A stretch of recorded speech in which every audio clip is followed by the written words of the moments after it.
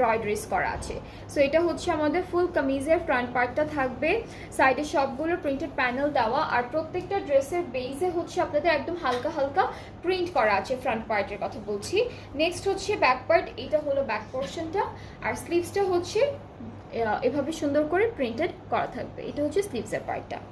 So এরপরে চলে যাচ্ছি আমরা খুবই সুন্দর একটা প্যানেলে, প্রত্যেকটা ড্রেসের সাথে এরকম চওড়া একটা প্যানেল পাবো আমরা, যেটা হলো আমাদের কামিজের ফ্রন্ট পার্টের দামানে চলে যাবে। সো এটা হচ্ছে আমাদের সুন্দর একটা প্যানেল যেটা দামানে চলে যাচ্ছে।